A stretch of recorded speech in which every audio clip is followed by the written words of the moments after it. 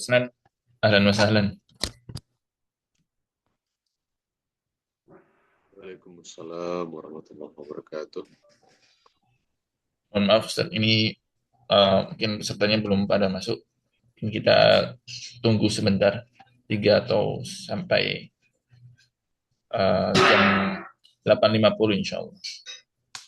Siap, siap. Semoga Aman, aman, aman.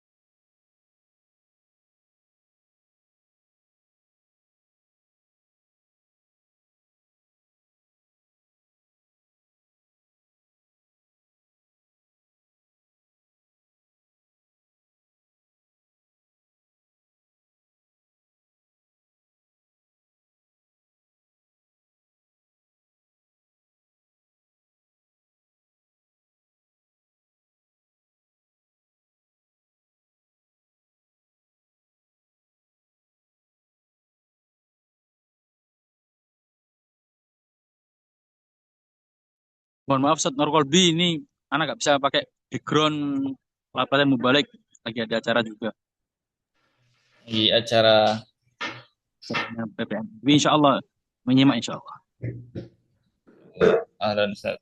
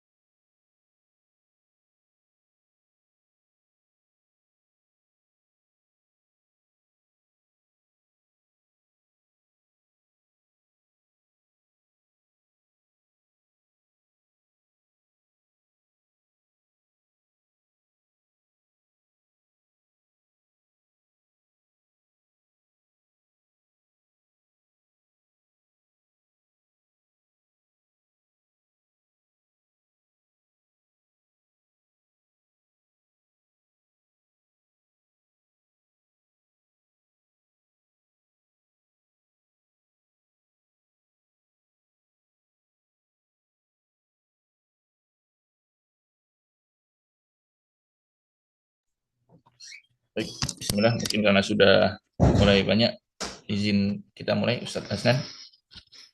Ada 12 peserta yang di Zoom ini.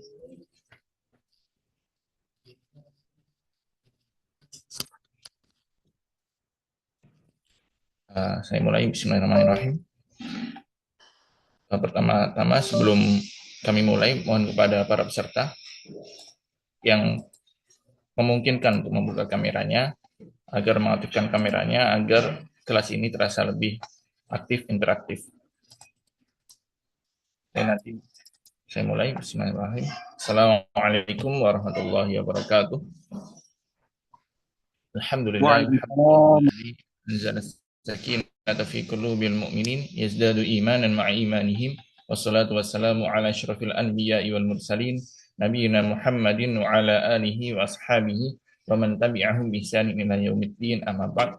Alhamdulillah, pada pagi hari yang ini, pada Sabtu tanggal 31 Januari ini, kita bisa melanjutkan agenda kita kembali, yaitu pelatihan kelas mubalik yang sebelumnya telah diisi kelasnya oleh Ustadz Maulana Laida dengan tema penulisan.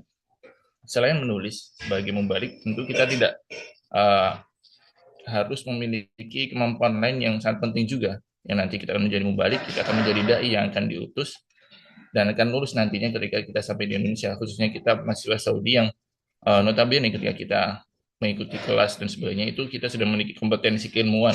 Nah, kompetensi lain yang perlu kita miliki adalah kompetensi untuk menyampaikan ilmu-ilmu tersebut, yaitu tentang retorika atau seni berbicara di depan umum, public speaking. Dan pada kali ini kita telah kedatangan salah satu pemateri kita, yaitu Ustadz Muhammad Hasnan Nahar. Beliau adalah dosen Universitas Ahmad Dahlan dan beliau juga memiliki riwayat yang panjang di berbagai organisasi, di Ikatan Mahasiswa Muhammadiyah, dan pernah mengecap pendidikan juga di Turki. Insya Allah tidak jauh juga ketika kita sama-sama kuliah di luar negeri, dan beliau juga memiliki pengalaman yang sama dan bagaimana mendakwahkan ilmu tersebut di Indonesia. Mungkin langsung saja, tanpa berlama-lama kembali, kita akan melaksanakan kelas pelatihan mubalik dengan tema retorika kepada kawan-kawan sekalian yang hadir pada ruang Zoom ini, agar mendengarkan dengan baik, menyimak dengan baik, dan mencatat materi-materi yang ada, agar nantinya materi-materi tersebut bisa kita hafalkan mungkin ya, atau kita bisa praktikkan nanti. Dan mungkin ada sesi interaktif bersama Ustadz Hasnan. Begitu saja dari saya. Selanjutnya kita mulai dulu kelas ini dengan bismillahirrahmanirrahim. Dan kepada Ustadz Hasnan Nahar, falyatafaddal mashkuran ma'juran. Tafadhal Ustadz untuk memulai kelasnya. Baik, bismillahirrahmanirrahim. Assalamualaikum warahmatullahi wabarakatuh. Alhamdulillah wa syukurillah, la haula wa la quwata illa billah. Salawatu wassalam ala nabiyina Muhammad sallallahu alaihi wasallam. Puji syukur atas kehadirat Allah Subhanahu wa taala yang telah melimpahkan kepada kita semua rahmat, karunia serta hidayah, sehingga kita bisa meluangkan waktu, meluangkan hati untuk sama-sama berada di majelis ilmu. Kedua, salawat serta salam tak lupa kita haturkan kepada Nabi Allah, Nabi Muhammad sallallahu alaihi wasallam, yang telah memperjuangkan keislaman, keimanan di awal era, dan tentu bisa kita rasakan sampai pada saat ini. Teman-teman yang berbahagia dari PPMI Saudi, saya dulu pernah juga di PPI Turki ya, sebagai sekjen tahun 2022-2023 waktu itu. Tentu kita sama-sama mengetahui bahwa ada dinamika ya, dinamika baik, dinamika pribadi menghadapi kehidupan perkuliahan di negara orang, ataupun juga dinamika untuk mengumpulkan orang, ya, salah satunya di forum saat ini. Kemudian saya mau mengaturkan mohon maaf, karena ini di luar jadwal yang sudah kalian tentukan, yang seharusnya 10 Januari, kemudian harus diundur 20 hari ya, 31 Januari, karena memang undangan pendidikan dan pelatihan di Jakarta waktu itu cukup mendadak 3 hari sebelum hari H, artinya 3 hari sebelum 10 Januari. Jadi saya rasa tidak bisa mengimbangi antara mengisi forum ini dengan mengikuti diklat pada waktu itu. Begitu ya.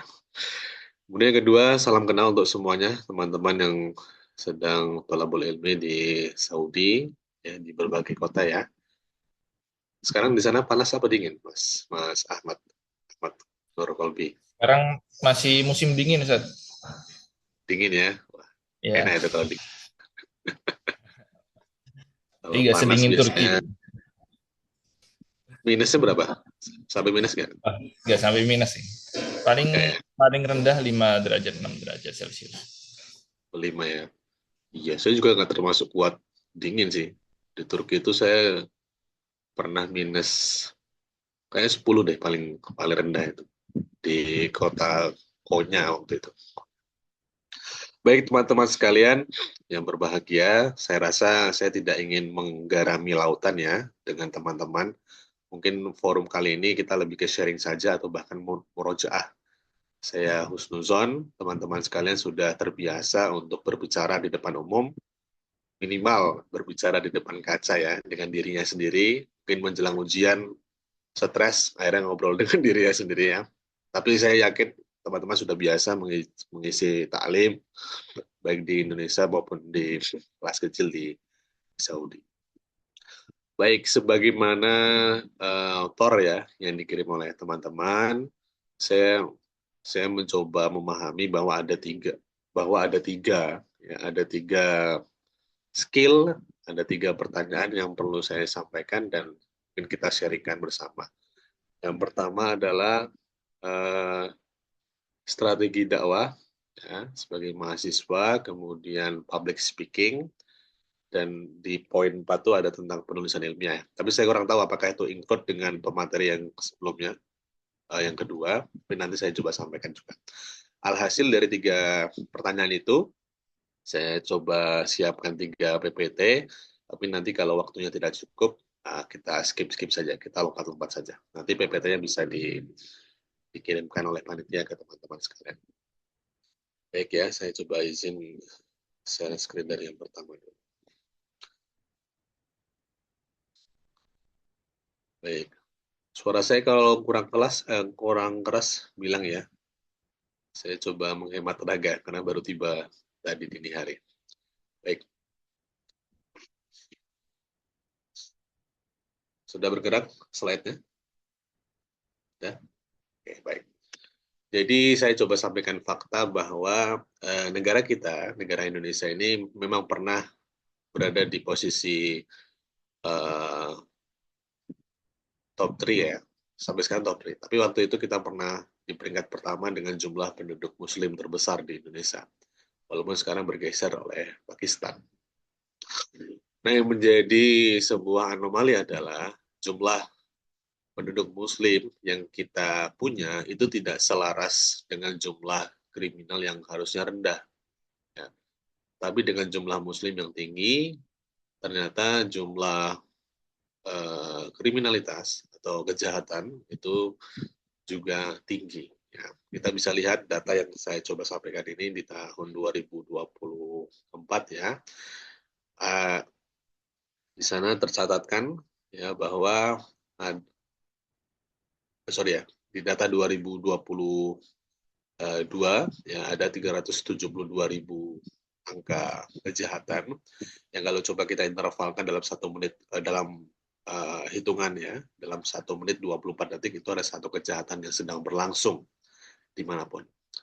Nah di tahun 2023 meningkat ya awalnya 300.000 sekian kemudian naik menjadi 584.000 sekian ke kriminalitas. Intervalnya artinya satu kejahatan setiap 53 detik itu terjadi. Ya, mungkin kalau kita diam sekarang ini selama 1 menit itu sedang terjadi satu kejahatan di Indonesia. Ini sebuah anomali. Ya, kenapa jumlah penduduk Muslim yang besar itu tidak bisa menekan angka kriminalitas? Karena seharusnya kesadaran keagamaan ya itu bisa menekan kemauan untuk melakukan kejahatan. Saya pernah menulis ya pernah menulis judulnya adalah ya,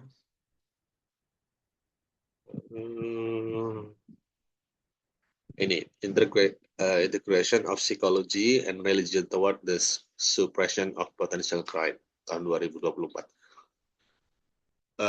Saya nulis bahwa sebenarnya syariat Islam yang diberlakukan secara kafah, tapi saya disclaimer ya, saya bukan pro khilafah ya, saya disclaimer coba.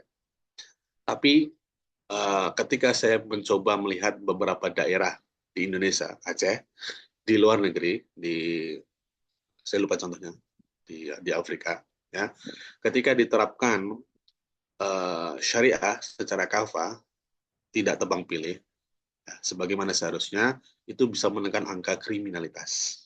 Ya. Bahkan jauh dari pra sampai pasca penerapan syariah tersebut. Jadi ada integrasi bahwa secara psikologi kesadaran agama atas punishment, ya, punishment dalam agama itu bisa menurunkan angka kriminalitas. Nah, di Indonesia itu belum terjadi, ya, karena jumlah penduduknya banyak Muslim, tetapi juga angka kriminalitas tinggi juga. Ya. Nah, fakta ini menjadikan kita sebagai seorang Muslim atau bahkan mungkin aktivis dakwah, ya teman-teman sekalian aktivis dakwah, bisa menjadi concern apa yang terjadi, ya, apa yang kemudian perlu kita benahi, ya, apakah kemudian substansi dakwahnya, media dakwahnya, atau bahkan mubaliknya, ya, apakah mubaliknya tidak menarik sehingga isinya tidak didengarkan, ya, atau malah mubalik-mubalik yang cenderung diberikan casing moderat itu lebih diminati, walaupun substansi yang disampaikan itu jauh bertolak belakang dengan syariat Islam. Ya. Nah, oleh karena itu dalam PPT ini setidaknya saya coba mengingatkan kembali teman-teman pada ada 7 poin lah ya. Ya, tujuan dakwah, kewajiban berdakwah, kompetensi mubalik, sasaran dakwah, metode dakwah, strategi dakwah, tema dakwah untuk ya membantu menjawab ya big question ya yang kita temukan tadi, tidak equalnya antara jumlah Muslim dengan angka kriminalitas yang seharusnya rendah tetapi tinggi. Nah, kita coba ya masuk ke tujuan dakwah. Jadi skip saja. Ya ada 5 ya. Ada A, B, C, D, E. Ya, dakwah adalah mengajak umat manusia kepada jalan Allah. Ya, dakwah haruslah membawa kebaikan kepada perubahan dari satu kepada keadaan yang lebih baik, perubahan dari kufur kepada iman, dari syirik kepada tauhid, perubahan dari jahalah menjadi ma'rifah, ma'rifah menjadi fiqrah, dan fiqrah menjadi harakah, dan harakah menjadi natijah. Kemudian ini saya masih ada kata Muhammadiyah, maaf ya. Tapi ini dakwah Islam ya, bertujuan menegakkan dan menjunjung agama Islam sehingga terwujudnya masyarakat Islam yang sebenarnya. Nah, setidaknya 6 poin ini ya, ataupun kalau beda latar belakang ya, beda ormas, bisa 5 lah ya, bisa 4 lah ya, A, B, C, D, E lah. Nah, kita bisa mencoba men-setting ulang bahwa kita berdakwah itu bukan akhirnya memperbanyak umat kita ya, memperbanyak jamaah ya berarti ya, memperbanyak jamaah. Bukan. Saya ingin berdakwah itu ingin menambah follower ya, kalau kita aktivis dakwah digital. Ya, bukan itu. Ya. Saya ingin berdakwah itu karena saya ingin dikenal orang sebagai orang yang alim, bukan seperti itu. Ya, tapi kita berdakwah itu ada 4 tujuan yang lebih mulia ya. Mengajak manusia yang awalnya mungkin tersesat atau bahkan tidak tahu Tuhan itu siapa, agama itu bagaimana, tetapi bisa kita cerahkan. Yang awalnya dia mungkin biasa-biasa saja menjadi lebih baik, ya, yang dia sudah baik menjadi super baik, ya, dan dia yang awalnya baik tapi pasif, dia bisa menjadi orang baik yang aktif, artinya mentablikkan, ya, mensiarkan. Kemudian juga kalau di daerah yang lebih mungkin banyak pressure ya, artinya dinamika keimanan naik turun, ya kita bisa bantu untuk melanggengkan keimanan mereka pada hatinya. Karena jangan salah, mungkin teman-teman yang berada di daerah yang cukup nyaman bagi orang Muslim, ya akhirnya tidak merasakan bahwa ternyata ada daerah-daerah yang banyak sekali godaannya, ya baik secara apa namanya, ya secara pasif, artinya tersedia tanpa ada paksaan, tetapi ada juga daerah yang kemudian ada tuntutan untuk mengikuti, khususnya dalam tradisi, ya mungkin di Jawa, ya mungkin di daerah yang mayoritas non Muslim dan seterusnya. Dan juga yang keempat, ya tujuan dari dakwah adalah menjadikan orang yang tidak tahu sama sekali, ya, yang bodoh, ya kemudian menjadi orang yang mengetahui. Kemudian setelah dia tahu, muncul ide, ya ide yang terfokus. Setelah dia punya ide terfokus, dia mencoba untuk mengimplementasikannya, baik dirinya sendiri ataupun mengajak kepada orang lain sebagai sebuah harakat, ya, atau kelompok, dan pada akhirnya mendapatkan sebuah keberhasilan atau natijah. Ya, ini poin 1 dari tujuan dakwah. Kalau saya terlalu cepat, bisa dikode ya, Mas Nur Kolbi ya. Yang kedua, ya tentang kewajiban berdakwah. Ya.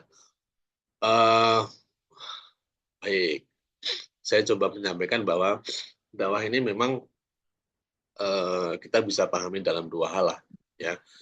Sebagai sebuah kewajiban yang melekat kepada individu, artinya tidak bisa diwakilkan oleh orang lain, atau memang dakwah ini adalah sesuatu yang sifatnya bisa diwakilkan. Ya. Nah, kita bisa lihat medannya saja.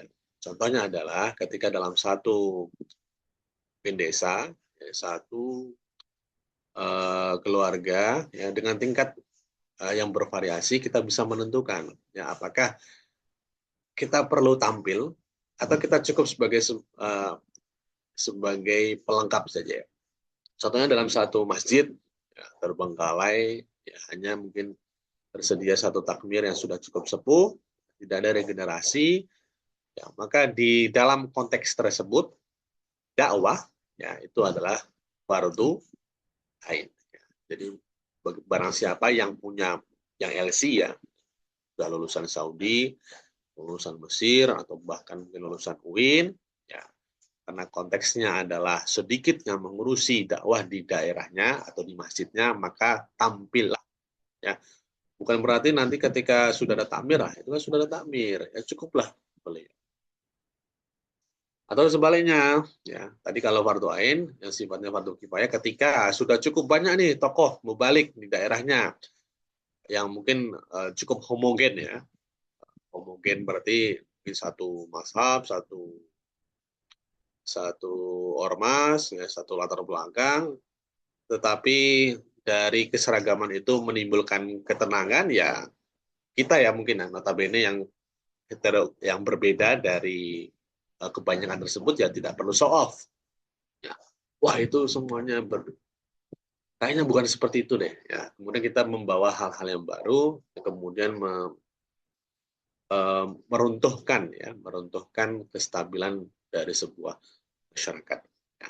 Nah, monggo, silahkan dipertimbangkan secara subjektif kapan dakwah itu menjadi sesuatu yang melekat pada diri sebagai sebuah kewajiban atau ain, atau cukup diwakilkan oleh orang lain ketika sudah mapan lingkungan dakwahnya, sudah berjalan secara stabil, ya maka kita cukup menjadi pendengar saja, atau bahkan mungkin kita hijrah atau memperluas ya ekspansi tempat dakwah kita agar tempat lain yang belum terjamah bisa kita jangkau. Ya, mungkin di beberapa ormas, kalau saya di Muhammadiyah ada lembaga dakwah komunitas, itu biasanya di 3T, ya, di daerah-daerah terluar, ya itu kemudian dikirimlah mubalik yang khususnya masih sedikit yang mubalik di daerah terisolir tersebut. Ya ini ya kewajiban individual. Nah, selanjutnya poin 3 yang kompetensi mubalik. Baik. Nah, kita tidak menutup kemungkinan banyak sekali di era media sosial ini yang terbuka bagi siapa saja untuk mengakses dan mendistribusikan pikirannya dia. Ya, kita akhirnya mendapatkan beraneka ragam profil mubalik. Ada yang benar, ada yang ya isinya tidak bisa dipertanggungjawabkan. Ya, saya rasa teman-teman sudah mengamini itu. Ya. Karena kita tidak bisa akhirnya memaksakan satu profil ya, dari seorang mubalik karena era media sosial tadi. Nah, lalu bagaimana kita agar bisa kemudian mengcounter para mubalik yang cukup unik tersebut? Nah, maka lakukanlah screening pribadi kepada diri kita. Apakah kita sudah memenuhi kompetensi substantif? Nah, artinya kalau kebutuhan dakwah itu kan ya tahu usuluddin, ya tahu tentang tauhid, ibadah, akhlak, kemudian apa lagi? Ya fikih, usul fikih dan seterusnya. Kalau itu sudah cukup, ya bagaimana kita bisa mengemasnya, ya kompetensi metodologis. Ya, bagaimana kita bisa mengemasnya, baik dalam bentuk yang lebih moderat, artinya video, ya, atau yang lebih konvensional seperti tulisan, ya. Karena tidak sama mubalik yang ahli public speaking, ahli berbicara di mimbar, tetapi lemah kemudian dalam tulisan, ataupun sebaliknya. Kuat dalam tulisan, tetapi ketika menyampaikan di halayak umum, tidak berurutan, ya, tidak berkesinambungan, dan seterusnya. Ya, jadi tadi kompetensi substantif, saya rasa teman-teman Saudi sudah sangat cukup untuk hal itu, tapi yang kompetensi metodologis, baik yang sifatnya moderat, untuk video atau hal-hal yang pop culture gitu, bisa kemudian menyesuaikan, atau bahkan yang konvensional seperti tulisan, moga ditingkatkan. Yang ketiga adalah akhlak khusus, karena bagaimanapun kesuksesan dari Nabi Muhammad SAW bukan hanya materi yang beliau sampaikan, tetapi bagaimana persona yang beliau tampilkan pra kenabian sampai pasca kenabian itu konsisten. Ya, al-amin, dan bahkan para musuh sekalipun menentang materi dari Nabi Muhammad, tetapi tetap respect Nabi Muhammad sebagai seorang person yang jujur, person yang bertanggung jawab, dan seterusnya. Coba teman-teman renungkan barangkali 5 detik, apakah saya sudah cukup substantifnya, apakah saya sudah cukup secara metodologisnya, apakah saya sudah cukup baik ya untuk bisa menyampaikan dakwah ini kepada orang-orang. Jangan sampai kita terlalu bersemangat untuk mendakwahkan kepada orang lain, ternyata yang paling membutuhkan adalah dirinya sendiri. Ya, itu mungkin cukup sia-sia. Ya, 1, 2, 3, 4, 5. Gua silakan direnungkan. Nah, selanjutnya, ini bahasan tadi ya, sudah saya sampaikan, kompetensi substantif, metodologis, dan juga alat khusus. Kemudian sasaran dakwah, ya. Dakwah. Ya. Sebenarnya kalau kita lihat objek dakwah, ya bisa kita tentukan ketika kita sudah berhasil men-screening tadi ya, di poin 3 ya. Ketika kita sudah bisa men-screening kemampuan kita, ya kita bisa menempatkan diri ke pasar yang mana. Misalkan ya, sini ada siapa ya? Ada Mas Herjuna Fadil misalkan. Ya, Mas Herjuna Fadil ini orang yang sangat suka membaca buku. Ketika dia menulis sangat bisa menggerakkan para pembacanya. Ya, maka dalam madu dakwahnya dia adalah para pembaca ya, dari buku, dari majalah. Maka model dakwah dia adalah ya dengan memperbanyak tulisan. Atau mungkin Mas siapa lagi? Ya Mas Kamarul Zaman, ya mungkin orangnya good looking, ya, terus bisa edit, ya, kemudian bisa memberikan efek-efek, ya efek-efek di TikTok, di Instagram, Ya, maka mada dakwahnya adalah masyarakat maya, ya, netizen yang budiman. Ya. Nah, silakan, silakan pilih pangsa pasar yang akan kalian garap. Ya. Jangan sampai ketika tadi ya, poin 3 tadi, uh, ketika kalian screening kompetensi diri kalian, kalian salah mengidentifikasi. Oh, saya ini pokoknya pinter nulis deh. Tapi ketika nulis, ternyata isinya sesuatu yang tidak bisa tervalidasi. Ya, akhirnya yang awal niatnya untuk mengajak, akhirnya malah mendorong, ya, menjauh. Atau sebaliknya, dia merasa, oh, wah saya sepertinya cukup berpengaruh, ya, lisan saya ini. Ya. Saya bisa memotivasi, saya bisa menggerakkan hati seseorang dari lidah saya. Ya. Tapi faktanya ternyata omongannya nyelekit, ya, omongannya nyakitin. Ya, ternyata malah yang awalnya ingin memberikan pencerahan, tetapi malah memberikan kemarahan kepada jamaah. Namun kok, jadi sebelum membahas madaunya, selesaikan dulu screeningnya. Kalian ini berada di kemampuan yang mana. Ya, jangan sampai salah menentukan pangsa pasar. Jadi dakwah bukan hanya bisnis nih, kita harus bisa mengidentifikasi pangsa pasar. Ya, dakwah juga seperti itu. Maka jangan heran ada manajemen dakwah, kan tugasnya itu. Ada apa? Penyiaran dakwah dan seterusnya. Artinya dakwah itu tidak digarap setengah-setengah tapi harus serius. Kemudian metode dakwah, ya sudah sangat umum, bil hikmah wal mau'izatil hasanah wajadilhum billati hiya ahsan. Dengan contoh, kemudian dengan kalau ada yang berdebat santai, tidak usah berdebat, tidak usah melawannya dengan kemarahan. Tapi ini manusiawi ya. Ini saya coba secara idealnya. Tapi kalau kemudian teman-teman di di di realita ya, ada jamaah yang cukup rese ya dalam satu poin, ya silakan counter aja. Jadi jangan terlalu protagonis lah. Sama seperti ini ya, sinetron bawang putih bawang merah itu kan, bawang putih itu kan terlalu protagonis.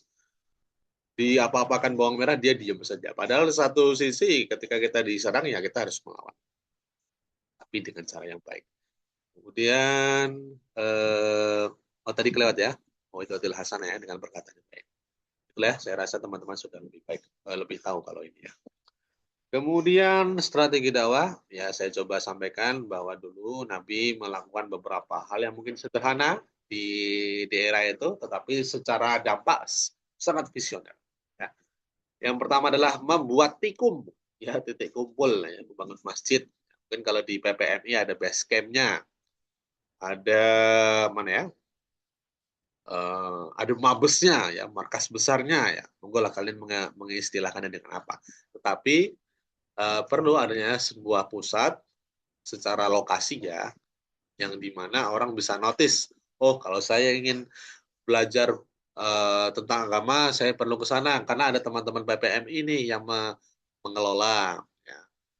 Kemudian, oh saya perlu ke masjid ini nih karena di sana para ustadznya menyejukkan dan seterusnya. Ada memang ada lokalisasi ya. Lokalisasi tidak hanya milik ini ya, milik prostitusi ya, tapi lokalisasi itu juga kepada hal yang baik. Kemudian melakukan perjanjian piagam Madinah atau kolaborasi. Piagam Madinah antara siapa? Tidak hanya dengan orang-orang Muslim, tapi juga orang dengan non-Muslim. Artinya kita diberikan keleluasaan untuk menjalin kerjasama dengan Muslim ataupun non-Muslim. Tetapi tentu batasannya adalah dengan non-Muslim bukan sesuatu yang sifatnya adalah keimanan, ya, ketauhidan, ya, tetapi yang sifatnya muamalah. Kemudian yang ketiga, mempersaudarakan kaum muhajirin dan ansor. Ya, mungkin kalau muhajirin ini bisa dikatakan sebagai orang yang berani, tapi tidak punya modal harta. Sebaliknya kalau ansor, dia adalah orang yang dermawan, dan dengan kemampuan materi yang cukup.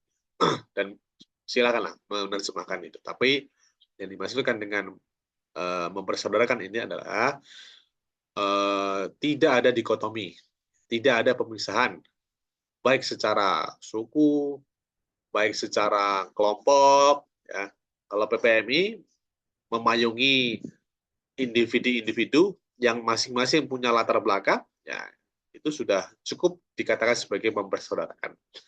Walaupun ternyata dalam hal yang lebih ini ya, lebih mikro ya, lebih kecil lagi ada perbedaan, tetapi tidak dinampakkan ya tidak menjadi soal. Kemudian mendirikan pasar untuk membangun ekonomi rakyat, kemandirian, karena setiap Nabi mendirikan masjid, tidak jauh dari sana ada pusat ya pasar lah ya, pusat perbelanjaan ya kalau di era sekarang. Karena apa? Biar ada kemandirian, tidak mengharapkan atau tidak menyandarkan diri kepada orang lain. Karena orang lain bisa jadi ketika dia menolong ada maksud-maksud tertentu atau mungkin ada motivasi untuk meminta balas jasa. Kita menghindari itu semua. Termasuk umat muslim. Silahkan menerima wakaf hibah dari manapun. Tetapi coba berhati-hati siapa yang memberi. Bagaimana latar belakangnya. Bagaimana testimoni orang yang pernah menerima hibah atau wakaf dari yang bersangkutan. Agar apa? Agar menghindari resistensi, menghindari balas budi, dan lain sebagainya. Kemudian yang terakhir adalah melakukan hijrah dari Mekah ke Madinah. Itu dalam bahasa saya coba simpulkan sebagai sebuah bentuk inovasi. Tadi ya, misalkan kalian berada di satu daerah, saya di Yogyakarta, kayaknya Yogyakarta ini udah mentok nih, terlalu kejauhan nih, saya sudah mencoba untuk berdakwah, tetapi terlalu banyak sekali pihak-pihak yang menentang, bahkan cukup membahayakan saya dan keluarga. Ya. Nah, tetapi jangan kemudian berdiam diri dan tidak melakukan apa-apa. Ya, maka pindahlah ke daerah yang sekiranya bisa menerima kalian, bisa ada potensi untuk ya,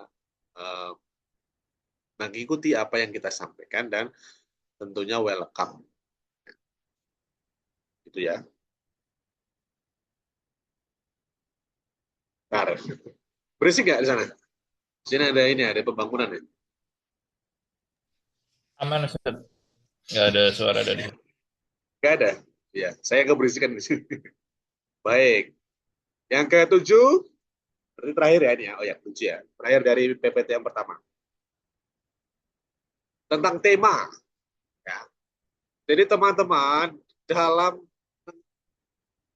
menggarap dakwah ini, jangan tema-tema yang homogen. Usulin terus. Ya. Yang bahasnya Allah, ya boleh itu sebagai sebuah part ya, tapi bukan tunggal bahas Allah terusnya. Padahal ada kauliah, ada kauniyah. Ya. Sampaikanlah ada alam semesta. Sampaikanlah ada fenomena. Untuk apa? Untuk menguatkan eksistensi dari Tuhan tersebut. Karena ada beberapa orang yang tidak bisa menerima secara rasional ketika mengatakan ada Tuhan, ada Tuhan, ada Tuhan. Ya. Butuh bukti empiris. Mana buktinya Tuhan? Kamu coba lihat ke langit atau kamu coba lihat peta, lihat apa itu garis edar planet-planet antara satu planet dengan planet lainnya tidak pernah saling bertabrakan. Ya, sekian ribu tahun, sekian juta tahun. Karena apa? Disebutkan dalam Al-Quran, ya, masing-masing berada di garis edarnya masing-masing. Jadi seperti itu. Monggo angkat tentang tauhid, tetapi sampaikan part-part lainnya yang menyesuaikan dengan zamannya. Yang monggo sampaikan tentang cinta, ya, silakan, tetapi bungkuslah atau arahkanlah cinta kepada agama, cinta kepada Tuhan, cinta kepada manusia dan seterusnya. Gitu ya. Saya agak berisik di sini. Nah, itu sekiranya ya 30 menit pertama ya tentang strategi dakwah mahasiswa. Saya berlanjut ke PPT selanjutnya. Oh, sudah 25 orang ya, tiba-tiba saja. Selanjutnya adalah ini saja, public speaking.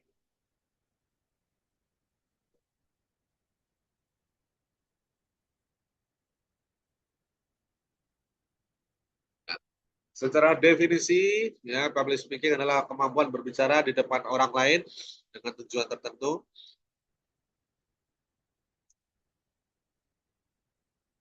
Tujuannya adalah untuk persuade, ya, untuk membujuk, to educate, untuk mendidik, dan to change mindset, untuk merubah pikiran.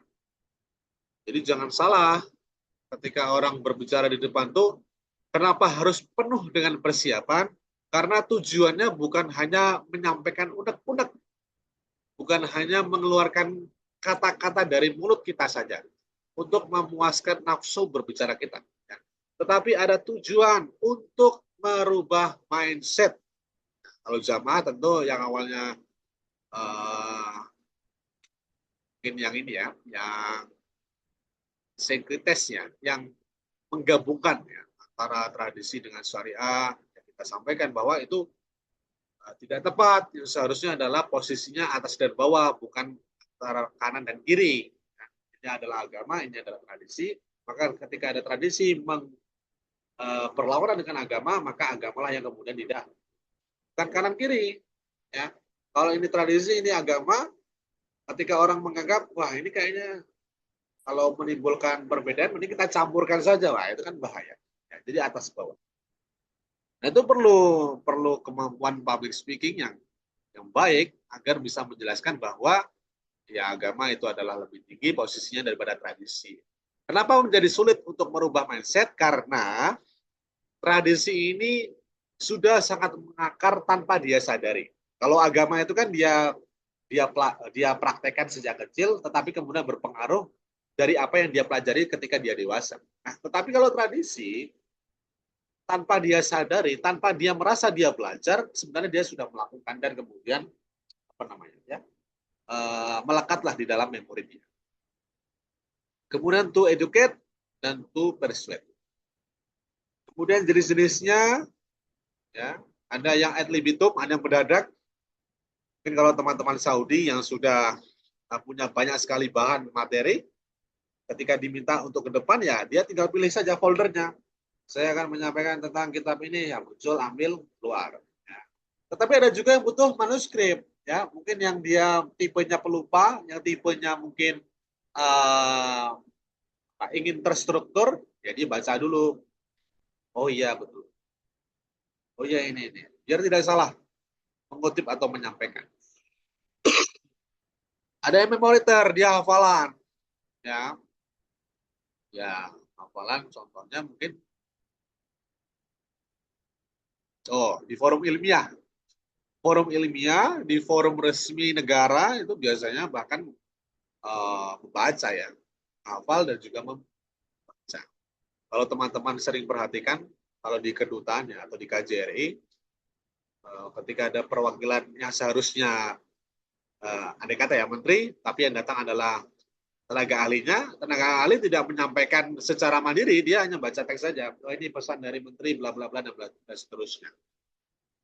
Kemudian yang keempat adalah extempor atau alat bantu, ya sama seperti sekarang ini, ya saya pakai PowerPoint atau juga kemudian pakai ada visual-visual, itu dengan alat bantu. Ya.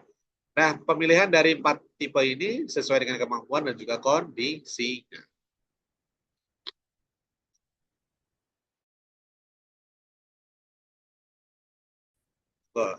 Lebih nyaman yang mana untuk berbicara di depan umum. Kenapa ada 4 tipe ini? Ya kenapa tidak satu saja ya berbicara di depan tanpa alat bantu? Oh, tunggu dulu ya. Teman-teman jangan salah sangka. Ada orang-orang yang ketika dia di depan khalayak umum dia harus memegang sesuatu. Pegang bolpen, pegang buku ya. Bahkan ketika alat bantu itu hilang, dia tangannya akan masuk ke saku. Itu respon psikologi dasar saja. Ya, bagaimana body language-nya. Ada juga ketika dia bawa alat, ya pakai alat bantu malah dia ke distract. Ya, nah, artinya empat tipe ini mewakili ya karakter-karakter manusia. Ada yang bisa fokus ketika dia tidak melakukan sesuatu kecuali berbicara. Ada yang dia bisa fokus dan terarah ketika dia harus memegang sesuatu, ballpoint ataupun pointer. Ada juga orang yang ketika dia tidak mempersiapkan sama sekali, dia bisa. Tetapi ada juga orang yang ketika dia tidak mempersiapkan sama sekali, dia akan ngalur ngidul. Saya bahasa apa ya? Ada yang seperti itu. Ya, jadi jangan judging. Wah ini orangnya baca ini, jangan judging. Kayaknya dia kurang ini deh, kurang pede deh. Jangan judging. Bisa saja dia membaca untuk memastikan bahwa data yang dia sampaikan itu tervalidasi dan tidak adanya unsur kebohongan. Ada juga nih, dia ingin ceramah pakai alat-alat. Wah ini ingin show off ini. Dia ingin cari perhatian nih. Jangan judging juga. Ya. Bisa jadi itu untuk menjadi daya tarik pada pendengarnya. Modal awal, ya, modal awal adalah mulut dan suara. Ya. Kalau ada mulut tapi nggak ada suara, ya bisa saja kalau tulisannya. Ada suara nggak ada mulut, ya bisa saja, tapi dengan keluar dari lubang yang berbeda. Ya. Dengan suara kentut, suara lainnya. Tanda ya. Kemudian modal penting ya, ekspresi suara dan ekspresi tubuh. Ini maksudnya adalah intonasi ya, intonasi suara ya. Kita bisa notice intonasi suara dari seorang Aagim. Ya, saya nggak bisa impersonate ya, tapi pasti kita notice, wah ini suaranya Aagim ini. Kita bisa menotis intonasi suaranya Mama Dede. Ya. Kita bisa menotis ini suaranya Pak Jokowi. Kita bisa menotis ini suaranya siapa lagi yang khas itu? Ada nggak syekh yang di Saudi yang khas gitu? Yang kalian belajar? Ya, pasti ada. Ya, baik itu lucu, baik itu berkarisma, ya, tetapi pasti ada unsur sesuatu yang kita ingat dari beliau-beliau itu. Nah, ini bisa jadi modal. Misalkan ya, pernah ini nggak dengar radio Prambors nggak di beberapa tahun yang lalu? Normalnya penyiar radio itu adalah orang yang punya suara yang bagus, betul? Secara ini ya, common ya, secara umum ya. Tetapi Prambors pada waktu itu mengangkat penyiar radio Desta dan Nick Tagina. Bisa searching, Nick Tagina dan Desta itu suaranya bagaimana? Suaranya tuh kalau Desta parau-parau, kalau Nick Tagina tuh cempreng. Nah ini sesuatu yang aneh, sesuatu yang tidak di kebiasaannya orang, khususnya di radio. Tetapi dengan menunjuk Desta dan Nick Tagina, itu menjadi sesuatu yang kemudian refresh. Karena orang-orang notice, orang-orang ingat Nick Tagina Desta, ingat Prambors, ingat Nick Tagina dan Desta. Nah, maka ketika kita ingin dinotis sebagai seorang public speaker atau sebagai pembicara, kita punya something spesial. Minimal suara, minimal intonasi. Ya. Dan ingat, tidak harus bagus. Contohnya siapa? Karni Ilyas. Karni Ilyas gimana cara bicaranya? Kan batuk-batuk, parau, karena beliau perokok berat ya. Tapi dari khas, ya. Jangan kemana-mana, ya. Kita rehat sejenak, kan? Doraemon lah. Ya. Artinya, agar kemudian kita dinotis sebagai seorang yang menyampaikan sesuatu, maka buatlah ciri khas. Bisa dengan intonasi suara, dan yang kedua adalah ekspresi tubuh atau body language. Siapa contohnya pendakwah dengan body language? Ustadz Maulana. Ustadz Maulana. Ya walaupun mungkin ada yang kontra, tapi beliau berhasil dengan bahasa tubuh ya untuk berdakwah dan lain sebagainya. Kemudian ini ya ekspresi suara, intonasi, volume, tempo, pause, artikulasi, volume. Kalau pernah dengar Dr. Fahrudin Faiz yang ngaji filsafat itu kan volumenya pelan sekali beliau. Ya, intonasinya pelan sekali, temponya pelan sekali. Tetapi apa? Itu jadi brandingnya beliau. Ya. Coba dengarkanlah di internet ya, Ustadz Dr. Fahrudin Faiz. Beliau biasa bahas filsafat. Suaranya pelan sekali. Kalau kalian tiba-tiba tutup mata saja, bisa hilang, bisa mimpi kalian, tidur kalian. Tapi ada juga yang berapi-api. Siapa yang berapi-api ya? Ya mungkin kalau pendawa ya Habib Rizik, Habaib, rata-rata seperti itu ya, volumenya tinggi ya, intonasinya tinggi, cenderung membakar semangat dan seterusnya. Kemudian ekspresi tubuh ya bisa dengan penampilan, ya bisa dengan gerakan tubuh atau bahkan kontak mata. Ya tadi ya, yang intonasi tinggi seperti Ustadz Dasat Latin. Ya.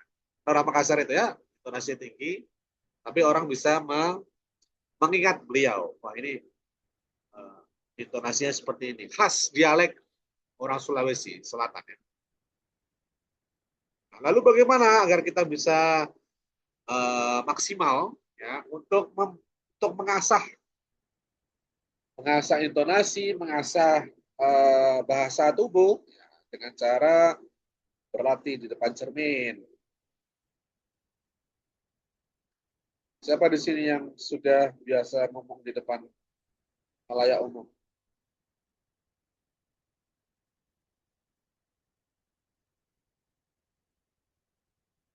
Sehingga kelihatan pesertanya ya. Ya. Saya anggap ada yang menjawab lah ya. Boleh di dalam hati. Ya. Mungkin ada yang sudah biasa, ada yang tidak biasa, ada yang kemudian masih merasa janggal dengan gerakan tubuhnya. Ya. Paling mudah seperti ini. Pose foto. Kalian punya angle strategis nggak kalau foto ini? Kan ada yang dimasukin tangan ke saku, ada yang kemudian tegak badannya, ada yang kemudian dia harus jongkok dan lain sebagainya. Ya. Nah, kenapa itu perlu? Selain menjadi sebuah benchmarking ya, juga untuk meningkatkan kepercayaan diri kita ya, sebagai seorang penampil ya, sebagai seorang public speaker. Nah, kita lihat di depan cermin, kemudian kita juga jangan ragu untuk meminta penilaian kepada orang lain, dan jangan marah kalau kemudian dikatakan kurang, jangan marah kalau dikatakan kurang bagus, dan seterusnya. Kemudian bisa mengevaluasi, jadi bisa dengan cara kalau kita ingin melihat intonasi suara, kita bisa dengan record suara kita. Kalau kita ingin lihat body language kita bisa dengan record, dan seterusnya. Nah, juga yang paling penting adalah memperbanyak kosakata. Agar apa? Agar untuk tujuan to persuade tadi, untuk membujuk, untuk educate tadi, itu bisa menjadi nilai tambah. Ya, menggunakan diksi-diksi, menggunakan redaksi-redaksi, kata-kata yang kemudian mungkin menggugah ya, atau menggerakkan. Kemudian persiapkan materi, ya, sebagai. Jadi kalau dalam bahasa apa itu, kalau kita tidak ingin merasakan sakitnya gagal, maka harus berani atau harus siap menanggung lelah, sakit dalam mempersiapkan segala hal sebelumnya, ya, baik itu materi, baik itu mental dan lainnya. Alur. Ini nggak perlu ya. Kemudian jangan lupa senam muka, ya. Kalau saya bisa menilai diri saya termasuk orang yang tidak bisa terlalu banyak mimik muka, ya, karena saya merasa aneh. Saya kalau terlalu ekspresif itu malah jadi menyeramkan ya, jadi kayak orang aneh ya. Tetapi ada beberapa orang yang ketika dia bisa full mimik itu malah jadi daya tarik. Monggo silakan pilih kalian yang berada di posisi yang mana. Kalau ternyata tipe muka kalian adalah tipe yang lurus ya sudah, Ya sudah, terima saja. Maksimalkan dengan materinya. Kalau kalian punya modal mimik, bicara, ekspresif, ya wajah, silakan digunakan. Nah, selain wajah, mimik muka juga bisa menggunakan gerakan tangan. Ya, kalau SBY itu biasanya menggunakan 5 jari ya, gini gini. Kalau Pak Jokowi ya seperti itulah ya, bisa dilihat di video-video. Nah ini. Kemudian, oke ini nggak usah. Nah, ya untuk public speaking kita cukupkan. Terakhir ini ya. Terakhir itu tentang tulis menulis.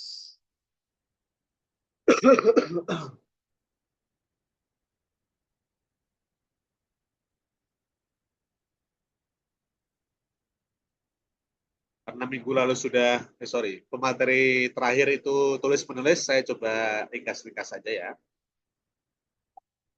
Ini beberapa prinsip lah ya. Menulis itu gampang, karena menulis itu bukan bawaan. Karena bayi, anak, semuanya bermula dari orang yang tidak bisa menulis. Maka ada kumon, ada anemon, ada apa lagi, ada primagama, ada sekolah, karena memang itu dilatih. Ya. Jadi premisnya adalah semua orang tidak bisa menulis ketika dia lahir. Nah, premis kedua, semua orang bisa menulis karena dia belajar. Maka hasil akhirnya adalah semua orang dilahirkan dengan tidak memiliki bakat menulis, dengan tidak memiliki kemampuan menulis, tetapi semua orang punya kesempatan untuk bisa menulis. Boleh. Jadi jangan mengutuk diri, wah saya nggak bisa nulis nih, saya paling maksimal tuh nulis story aja, itu juga banyak orang yang salah paham lah. Nulis story aja bisa salah paham orang. Menulis adalah sebuah kemampuan, suatu kemampuan akan dikuasai ketika dia dipelajari dan dilatih. Nah, next. Nah, contohnya banyak sekali ya, beberapa penulis terkenal di dunia. Mungkin yang paling familiar adalah J.K. Rowling ya, dari 3 nama ini. Karena Harry Potter ya. Itu setelah ditolak beberapa kali naskahnya, baru di ke-15 kali diterima oleh penerbit. Kita bisa bayangkan ya. Ketika J.K. Rowling nanti atau di masa itu menyerah, ya kita tidak akan bisa melihat ya masterpiece Harry Potter. Dan beberapa penulis lainnya ya, John Grisham dan juga Catherine Stocken. Ini tidak usah.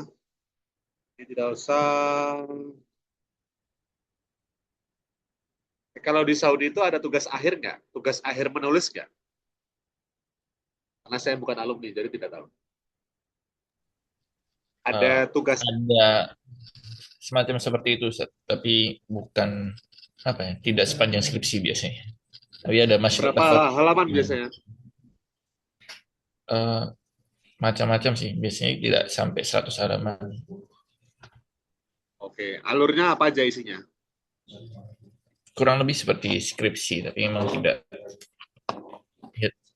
Kurang tahu juga ya, saya belum mengecap akhirnya seperti itu. Kurang lebih itu yang disampaikan sama senior-senior.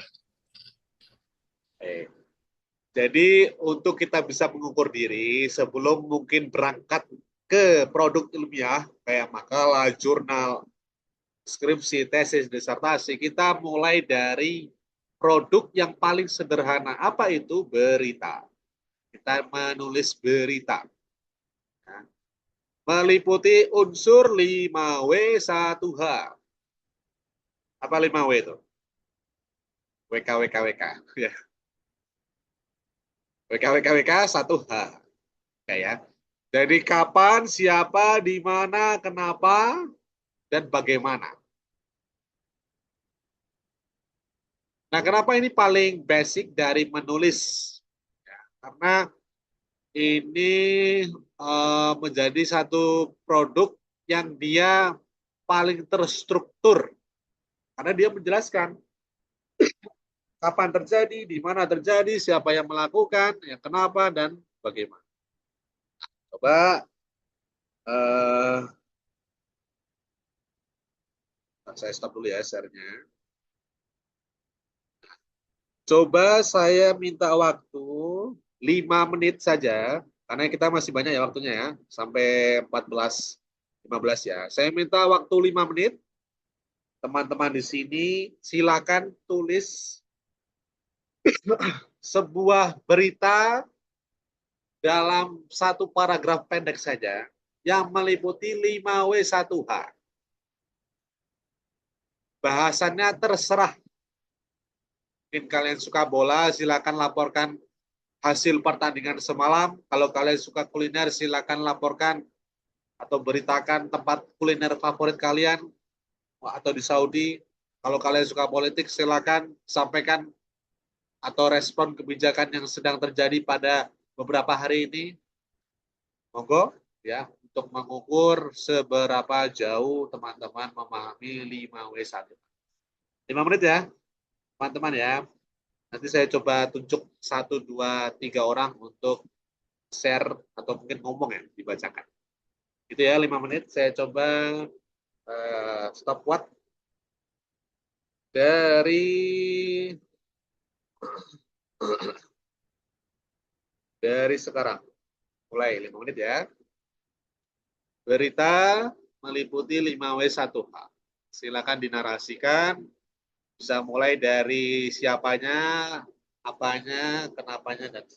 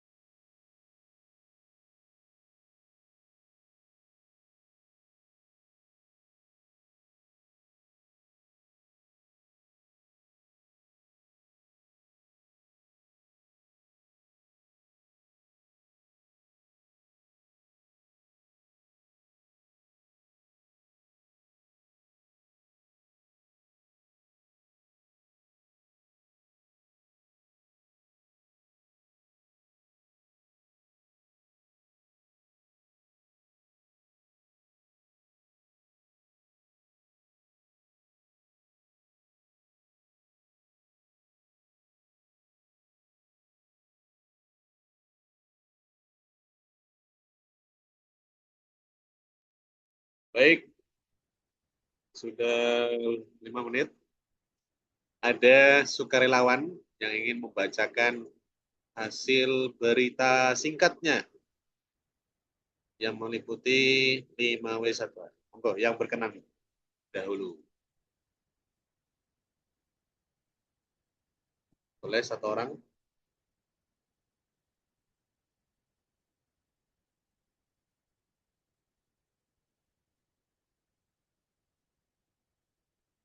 Baik, kalau tidak ada, monggo Mas Ahmad Nur Kolbi tunjuk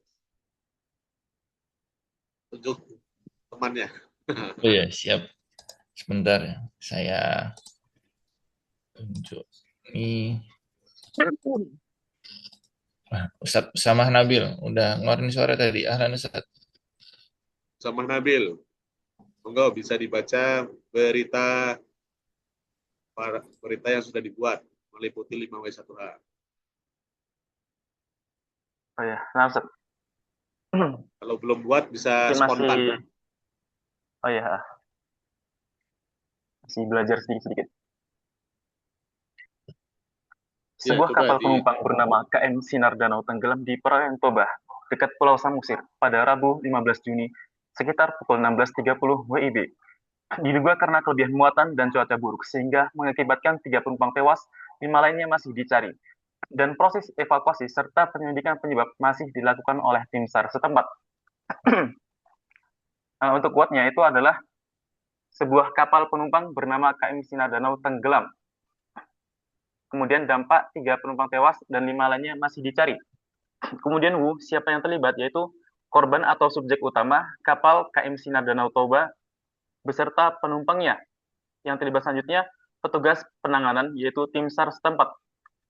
Kemudian where, di mana kejadiannya, lokasi di perairan Danau Toba dekat Pulau Samosir. Kemudian untuk when, kapan kejadiannya, yaitu Rabu 15 Mei sekitar pukul 16.30 WIB. Selanjutnya, why, mengapa ini bisa terjadi? Penyebabnya adalah kelebihan muatan dan cuaca buruk. Yang terakhir, how, bagaimana proses atau kondisinya? Kondisinya saat ini proses evakuasi dan penyelidikan penyebab masih dilakukan oleh tim SAR. Sekian, syukron atas waktunya. Bagus. Sudah ditulis belum? Kalau sudah, dikirim ke kolom chat juga. Ya,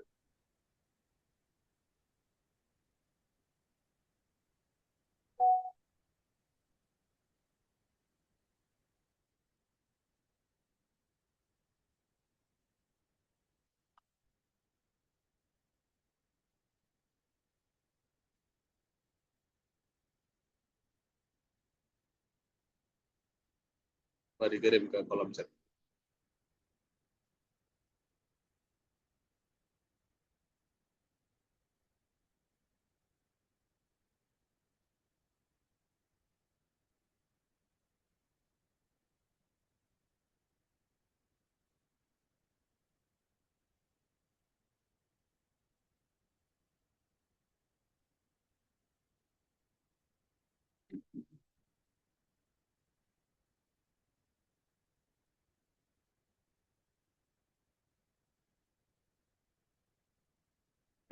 Sebuah kapal penumpang bernama KM Sinar Danau. Sebagai apa itu? Sebagai ya, tenggelam di perairan Danau Toba.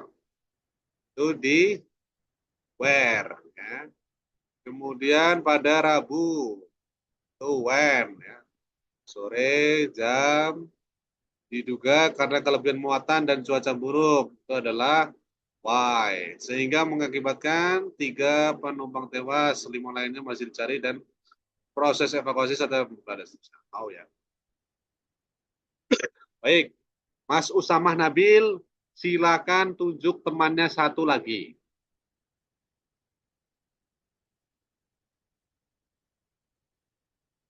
Mas Usamah Nabil bisa tunjuk temannya satu. Yufa Abdi Pratama. Siapa? Silakan, Ustaz Yufa. Yufa Abdi Pratama. Givari. Yufa Abdi Pratama. Oke, yang dimaksud boleh ini bisa bicara. Mana namanya? Emang ada ya?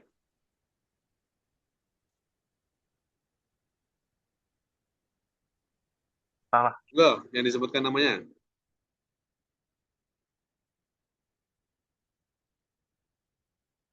Tapi ada nggak Mas Yang di atas sini nama namanya? Abdi PPMI Taif itu.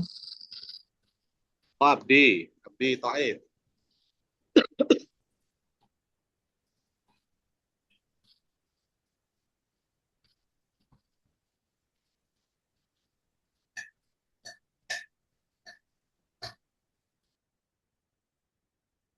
Nah, menyerah, Mas Abdi.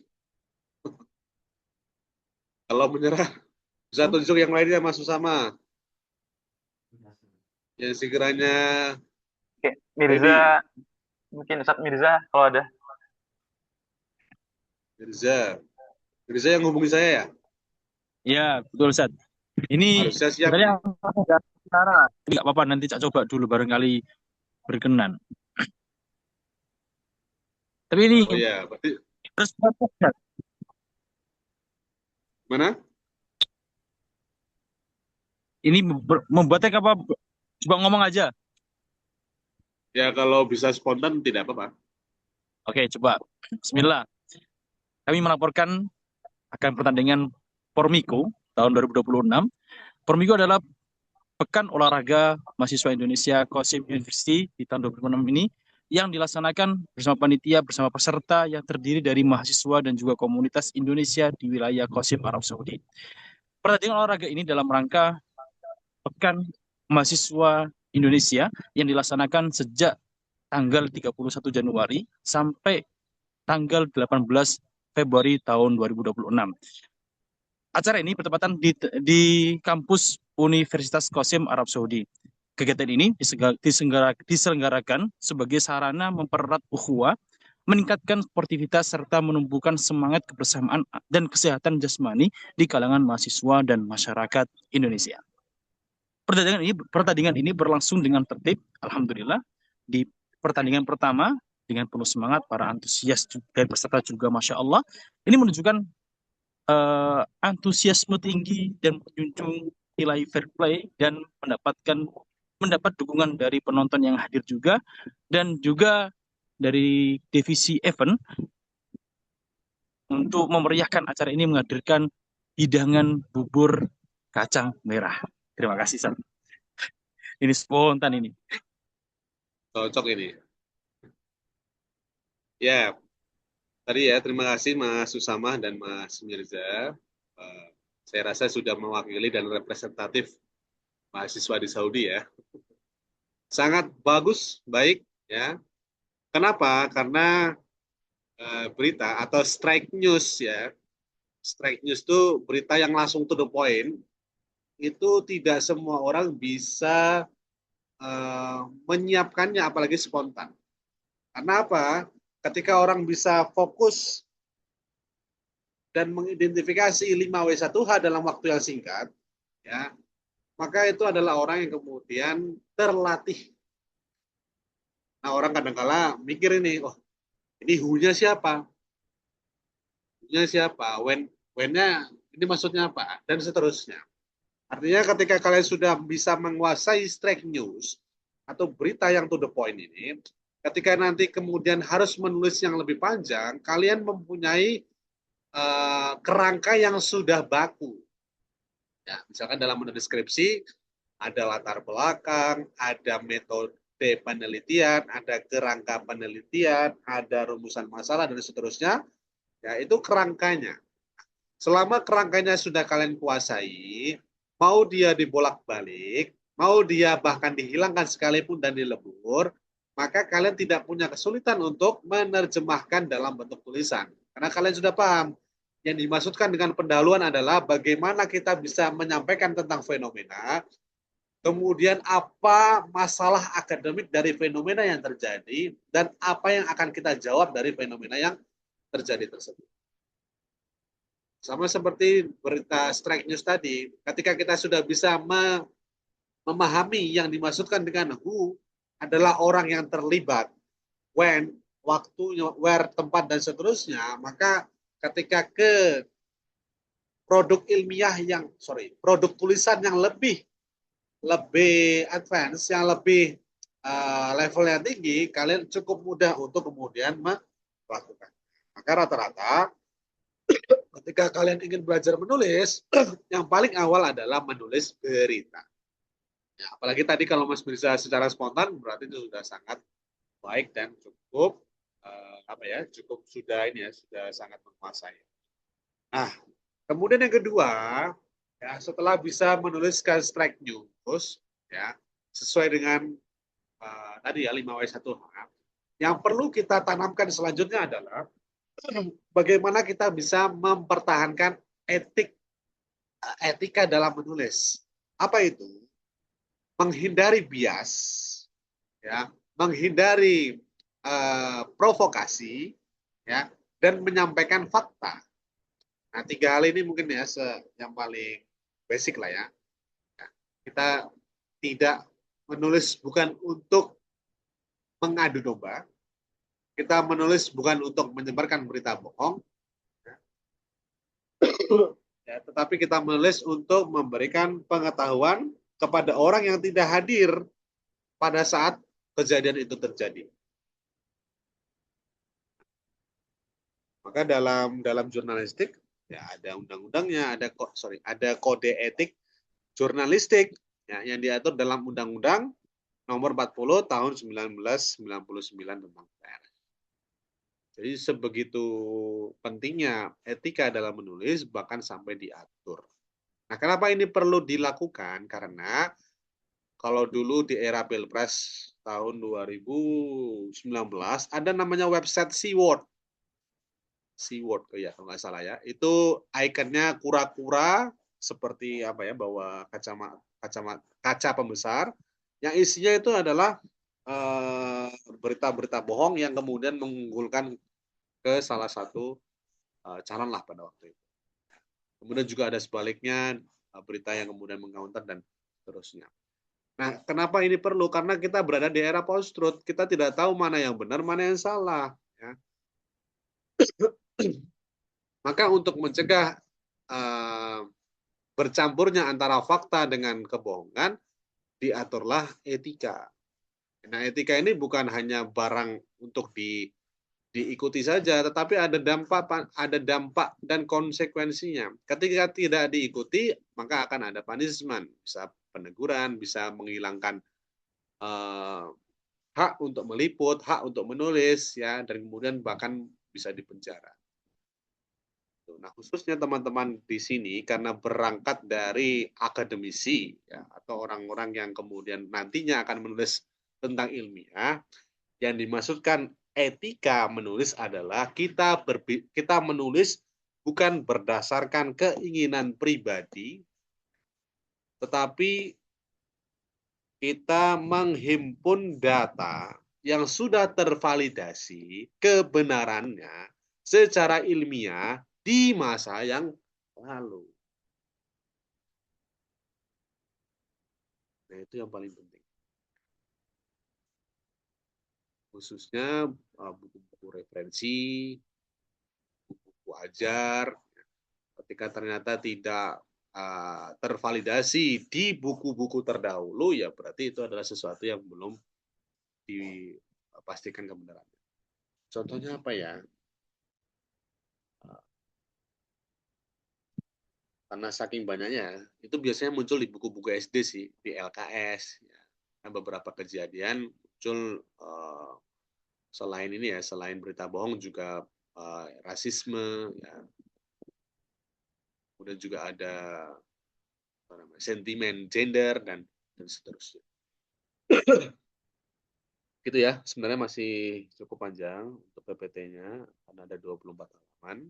Ya, tapi saya rasa poinnya dari saya, agar tidak mengulang dari pematerian sebelumnya, saya minta teman-teman, atau berharap sudah bisa menguasai untuk menulis strike news, ya, berita to the point atau berita lurus. Ya. Mungkin mudah ya bagi orang-orang yang ngomongnya ya biasa to the point ya, tapi kalau teman-teman suka bercerita dengan buku, menulis strike news itu cukup sulit. karena harus menghilangkan berbagai macam bumbu informasi dan hanya menyampaikan apa namanya lead beritanya. Ini saya sampaikan terakhir adalah tentang struktur dari berita ini. Ya, selain dari 5W1H, kalian bisa perhatikan juga ada namanya lead, body, dan leg. Jadi ini mengurutkan mana informasi yang paling penting. Informasi sangat penting, penting, dan tidak penting. Tidak penting ini dalam kurung adalah tambahan. Nah, jadi dalam menulis berita atau dalam menulis narasi lainnya, ketika terpenuhi unsur 5W1H, perhatikan juga alur dalam menulisnya. Sampaikan yang paling penting dulu. Ya. Nah, setelah sangat penting ya, kemudian penting, baru kemudian tidak penting atau penunjang. Kenapa demikian? Agar tidak salah meletakkan. Takutnya ketika narasi atau kalimat tidak penting ditaruh pada posisi awal, yang dinotis, yang diingat oleh pembaca adalah itu yang tidak penting. Padahal kalimat penting dan sangat penting itu masih berada jauh di bawah. Ya kalau kita sebut dengan clickbait lah. Dan clickbait. Mungkin yang tidak penting ini bombastis, ya, provokasi, dan kemudian dibaca oleh para pembacanya, para netizen. Tapi sebenarnya intinya bukan itu. Itu kan banyak dong clickbait. Contohnya misalkan judulnya judul paragraf kalimat pada para kalimat di paragraf awalnya bilang ya seseorang ya telah ditemukan di pasar sedang melakukan ya, perampokan ke salah satu toko emas yang ada di sana. Diidentifikasi bernama, misalkan kita tulis tokoh terkenal, ya, mungkin Siti Nurhalizah, ya, mungkin siapa ya, kalau di sini mungkin Ahmad Nurkolbi. Nah, pembaca notice bahwa nama-nama itu adalah orang terkenal di suatu tempat, tetapi yang dimasukkan dalam tulisan tersebut itu adalah orang lain. Itu clickbait. Ya, jadi banyak bentuk clickbait yang kemudian kadang-kala ditaruh paling awal untuk menarik pembaca. Padahal kalau dari esensi ya struktur piramida terbalik struktur berita, yang kita tempatkan paling atas adalah sangat penting, penting dan tidak penting, atau dalam hal ini penunjang. Jangan dibalik. Karena ketika dibalik, yang dinotis dan diingat oleh pembaca adalah yang kalimat tidak penting. Dan itu akan meleburkan konsentrasi pembaca terhadap poin penting yang ingin disampaikan. Itu ya. Baik, sebegitu saja yang saya sampaikan ya, tiga PPT lah ya. Semoga dari 3 PPT itu ada yang kemudian melekat, ada yang kemudian memberikan inspirasi, syukur-syukur ada yang kemudian bisa mengimplementasikannya. Baik tentang strategi dakwah, baik tentang public speaking, baik tentang tulis-menulis, dan mungkin sebagai bentuk follow up dari materi ini, kita dari PPMI Arab Saudinya atau secara personal bisa mengcombine 3 hal ini menjadi sebuah satu kesatuan. Misalkan menulis tulisan tetapi tentang dakwah, ya. Kemudian public speaking tapi tentang dakwah. Toh semuanya ketiganya berkesinambungan. Begitu saja dari saya. Billahi fisabilil haq, fastabiqul khairat. Assalamualaikum warahmatullahi wabarakatuh. Waalaikumsalam warahmatullahi wabarakatuh. Terima kasih Waalaikumsalam warahmatullahi wabarakatuh. kepada Ustadz Hasan Nahar atas penyampaian tadi yang terdiri dari 3 materi secara umum ya. Ada jurnalistik di akhir tadi, terus sebelumnya ada public speaking, dan sebelumnya lagi tentang dakwah secara umum.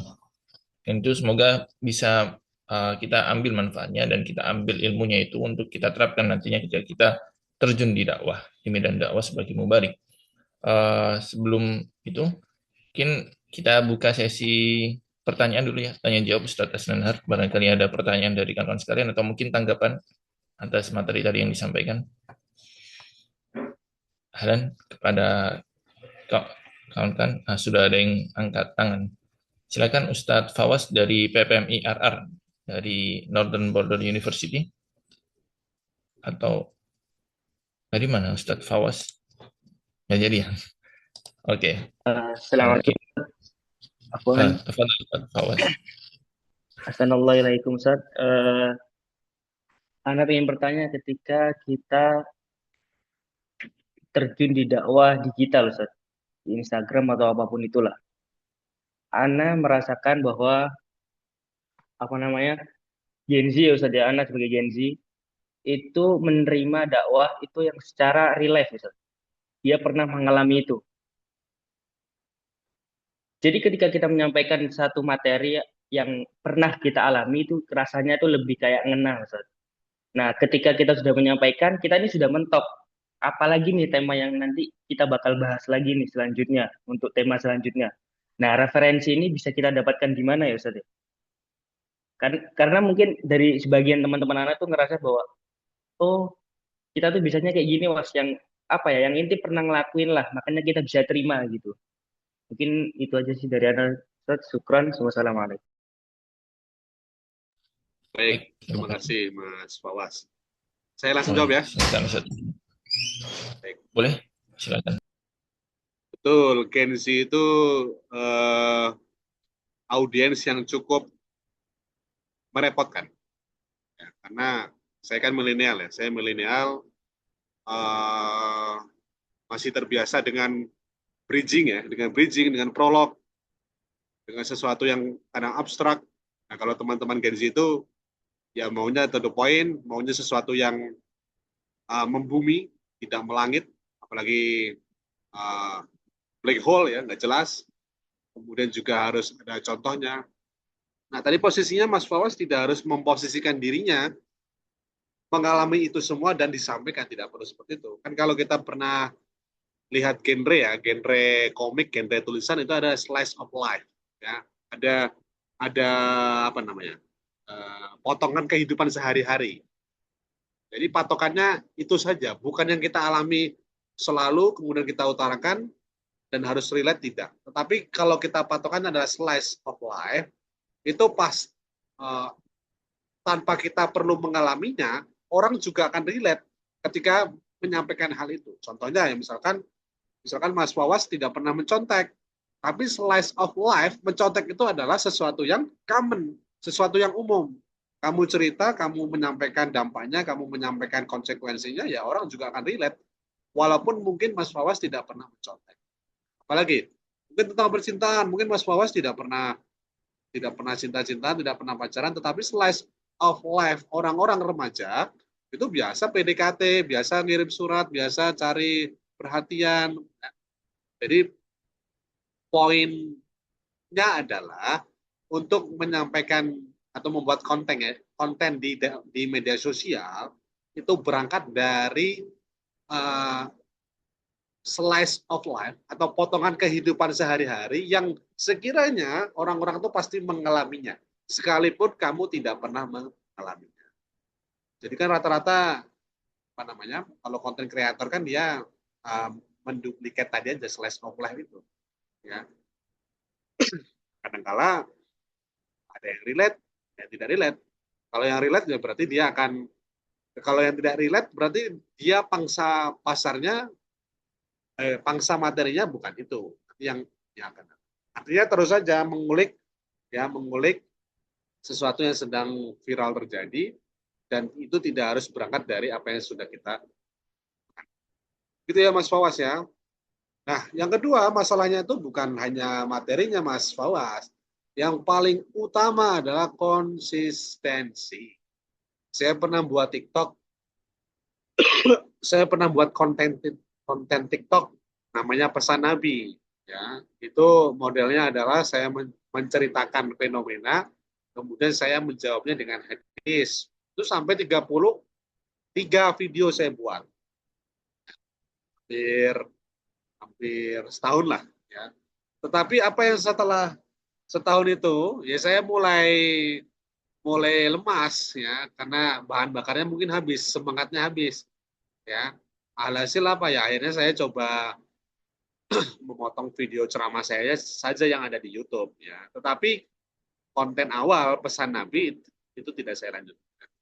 Jadi poinnya adalah Mas Fawas selain kemudian memperhatikan konten dan sasaran kontennya juga harus mempertahankan konsistensi dalam membuat konten. Karena rata-rata testimoni dari para konten kreator besar, ya sebut saja Ria Ricis, Atta Halilintar, dia selalu bilang upload setiap hari.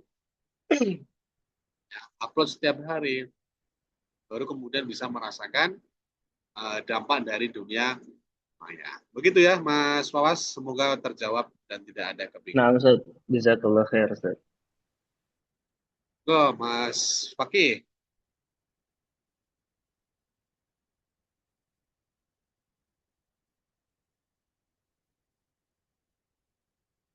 Masih mute, masih mute.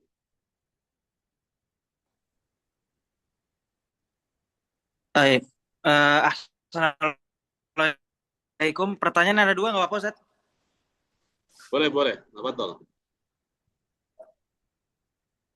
Yang pertama mungkin terkait kebingungan saya pribadi tentang para public speaker yang dia bisa mengisi seminar atau ustadz yang bisa mengisi tablik akbar dengan durasi yang sangat lama, misal 2 jam, 1,5 jam.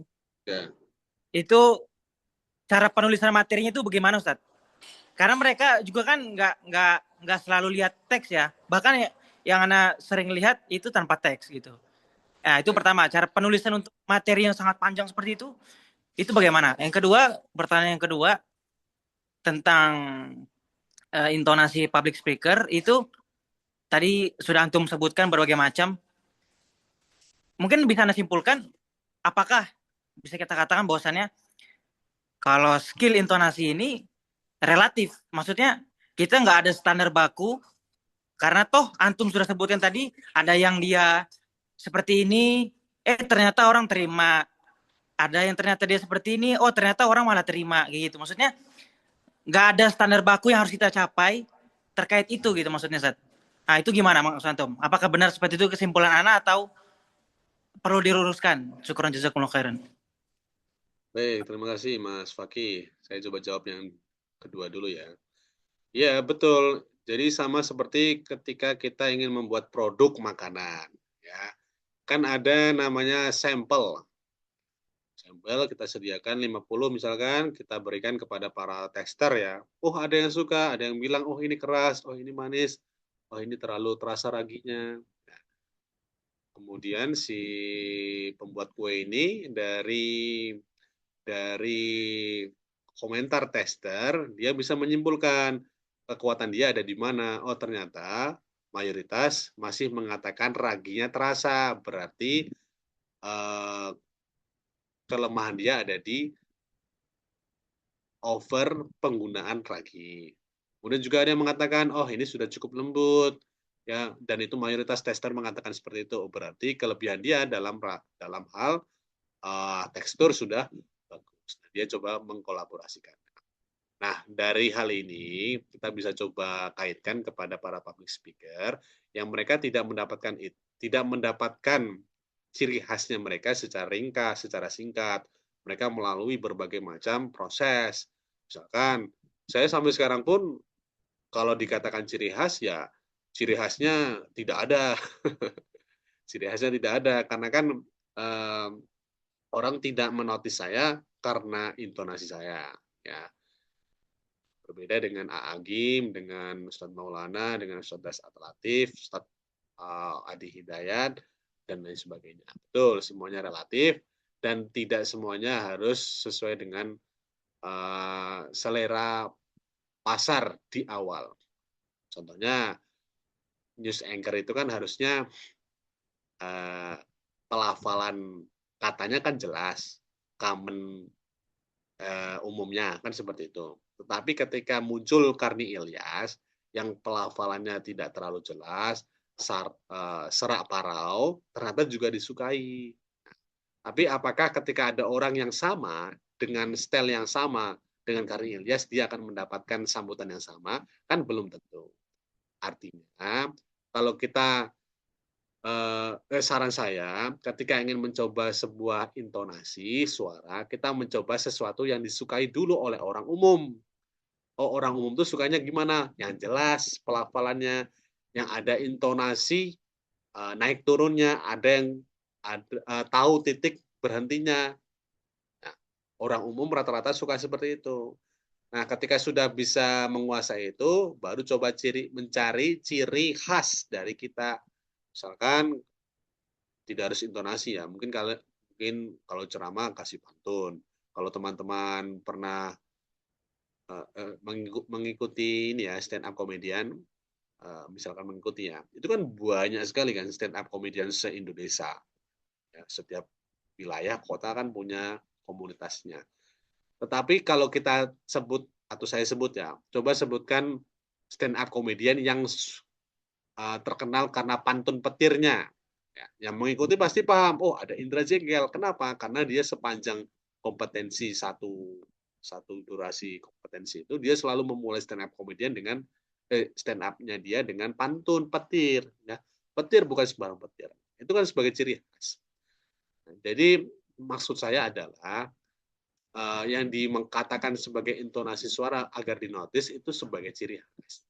Kalau kita belum bisa menemukan ciri khas kita dalam hal suara, kita bisa menemukan dalam bentuk lain. Jadi kan ada body language, ada kemudian bisa penampilan, ya, bisa mungkin isinya, dan lain sebagainya. Misalkan tadi Mas Wawas, kalau ceramah, saya mungkin ahli apa? Tadi Mas apa ya? Bertanya ya? Wawas ya? Fakih. Oh, Mas Fakih. Ya, misalkan yang bertanya, yang berceramah Mas Fakih, nah, intonasi suaranya ya biasa-biasa saja, tidak masalah. Tetapi orang akan ingat Mas Fakih karena Mas Fakih selalu membahas mengenai tentang gejolak Muslim Gen Z.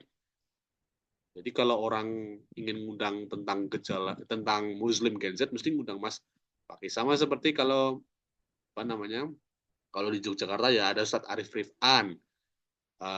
Kalau tentang faraid ya misalkan dari Surah Nabawi, kemudian kalau tentang hadis ada Ustadz Ferry Septianto dan seterusnya. Jadi tidak harus ciri khas itu dari suara saja, bisa dari materi yang dia sampaikan.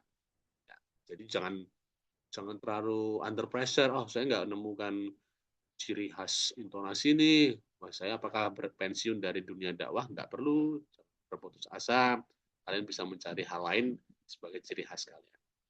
Begitu. Terus yang pertama apa tadi pertanyaannya, Mas Fakih? Tentang materi, bagaimana cara penulisan materi biar yang sangat panjang ya? panjang. Iya, untuk berceramah atau seminar yang 2 jam lebih gitu, Ustaz. Baik. Pertama pasti jam terbang.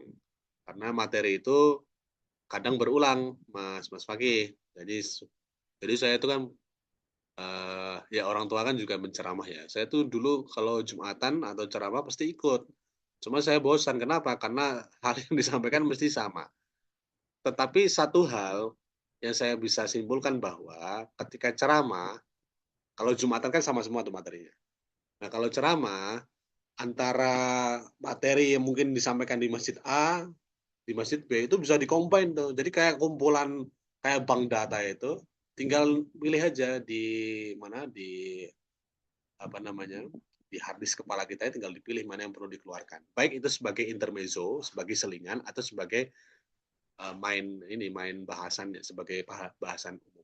Nah, kalau saya biasanya nulis, Mas Fakih, saya punya di HP ini di catatan. Nah, ini banyak saya kasih materi-materi ya sebagai bank data saja. Dan ini kan menyesuaikan audiens. Misalkan ya, dalam konteks mendadak ya, kalau di masyarakat kan kita sering mendadak itu. Oh Mas, tolong isi ini, si khotib terjadwalnya nggak bisa. Oh siap. Tapi kita berada di bulan apa nih? Misalkan bulan Sya'ban menjelang Ramadan ya, kita bahas tentang itu. Ya, jadi itu berpengaruh juga dan relevan dengan kemampuan menulis. Ya, membaca dan menulis. Gitu. Bisa 1 jam, 1,5 jam, 2 jam bisa saja. Saya maksimal dengan kemampuan saya sekarang 1,5 jam. Ya. Tapi dengan tidak padat ya. Kalau Ustadz Abdul Somad, Ustadz Adi Hidayat itu kan padat sekali ya. Kalau pernah dengarkan beliau ya, itu kan padat, isi. Ya. Intermezzonya jarang. Maksudnya bukan jarang. Intermezzonya itu tetap berisi.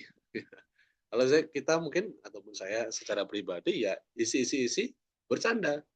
Bercanda itu kan bisa lama, bisa 10 menit dengan tanpa ini ya menghilangkan esensi keagamanya, baru isi lagi. Jadi bukan tidak full isi. Nah tadi jam terbang sih. Mungkin Mas Fakih kalau sudah hatam satu kitab ya tinggal dipilah-pilah mana yang mau disampaikan, kemudian tambah dengan wawasan faktual yang sedang terjadi di masyarakat dikaitkan. Kalau masyarakat umum yang mungkin ibu-ibu ya mungkin bisa dikaitkan dengan artis. Ya, jangan alergi dengan hal-hal itu juga. Itu kan sebagai bridging saja.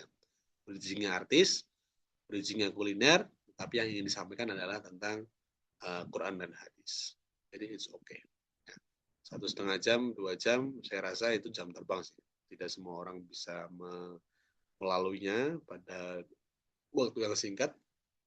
Dan saya masih ingat ketika dulu di usia aliyah ya, saya kan sudah diwajibkan lah oleh madrasah untuk ngisi khotbah Jumat dan juga ngisi bulan Ramadan. Ya saya selalu mendapatkan kesan trauma di awal-awal ceramah itu. Ya, karena apa? Karena mungkin tidak disambut baik oleh jamaah, kemudian mungkin ada yang tertidur, ada yang berisik, kan itu kan membuat kita down, ya. Jadi tinggal jam terbang, artinya kalau kita ingin sukses dengan mengandalkan jam terbang atau dengan berjalannya waktu, maka artinya tidak boleh putus mencoba. Jadi kalau misalkan Mas Fakih, sekarang berapa usianya Mas Fakih? 22, Ustaz.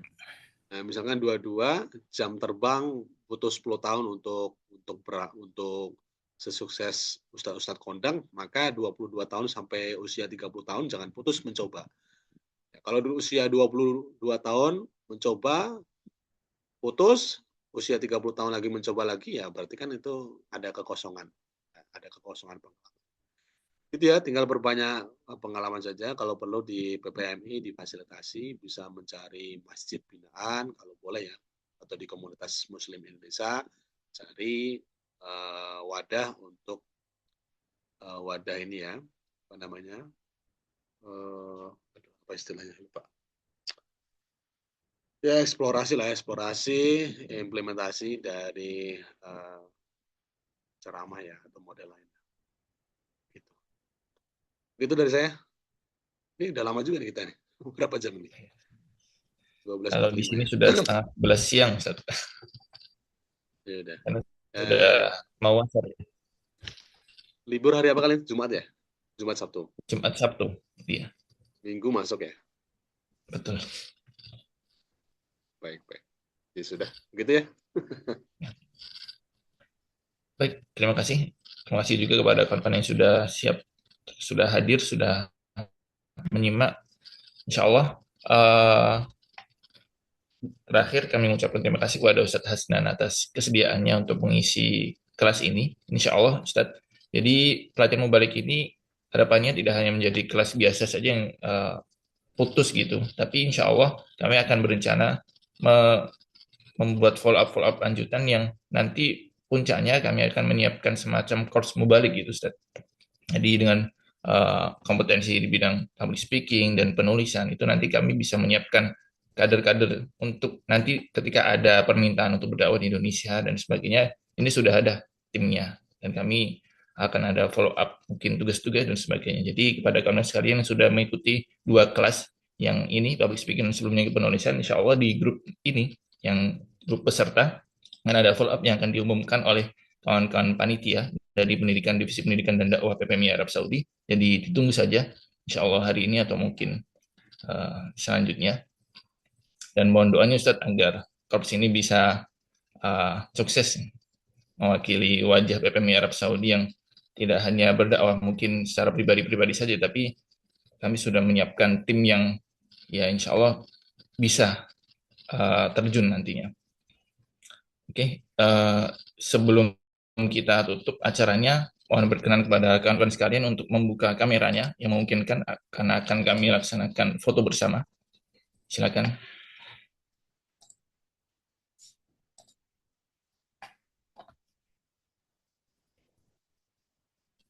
Ahlan wa sahlan, asatidah, kawan-kawan dari PPMI wilayah dari Madinah, Makkah, Taif, Al-Kharj, Riyadh, Najran, dan sebagainya, Al-Jauf. Ahlan, dibuka kameranya.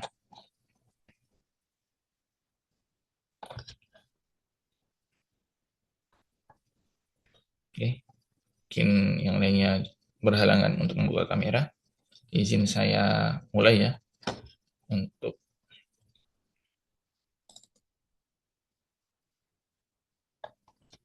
Oke. 1, 2, 3.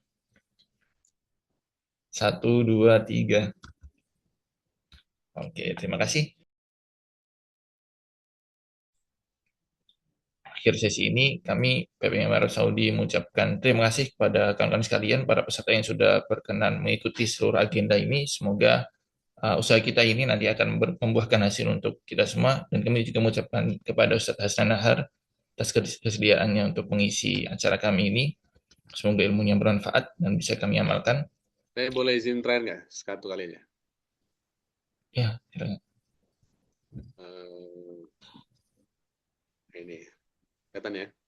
Jadi saya kan dosen Universitas Ahmad Dahlan Prodi Ilmu Hadis. Nah, saya ngelola jurnal. Kalau teman-teman berminat untuk menulis secara struktur ilmiah, ya, jurnal bisa disubmit di jurnal ini. Untuk akreditasi sudah Sinta 3. Ya. Jadi mungkin sembari kalian melatih tulisan dan ada proses reviewnya, artinya dinilai lah.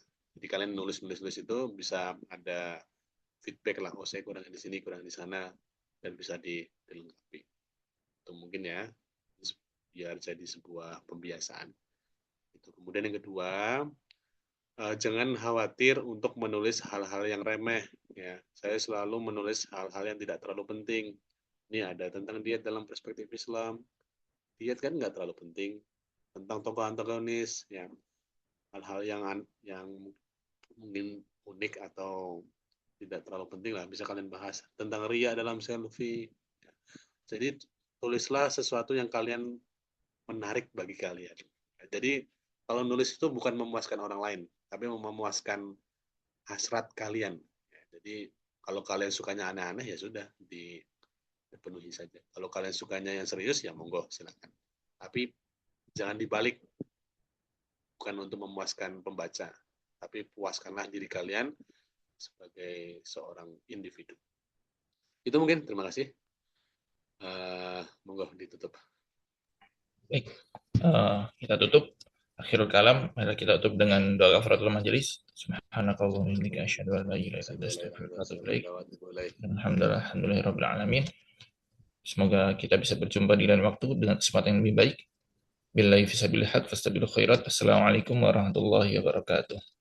Waalaikumsalam warahmatullahi wabarakatuh. Waalaikumsalam warahmatullahi wabarakatuh. Jazakumullah khairan Ustaz.